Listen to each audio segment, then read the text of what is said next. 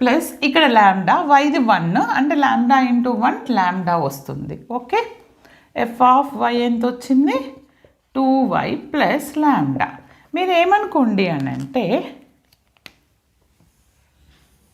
దీన్ని 2 అనుకోండి, దీన్ని 3 అనుకోండి. సేమ్ నేను మళ్ళీ 1ని పార్షల్గా జెడ్తో చేశాను. సిమిలర్లీ జెడ్తో చేస్తే నాకు F of Z equal to ఎంత వస్తుంది 2z వస్తుంది.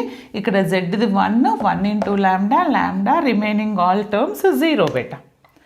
ఏమొచ్చింది నాకు ఇక్కడ చెప్పండి, 4 ఈక్వేషన్స్ వచ్చినాయి అవునా.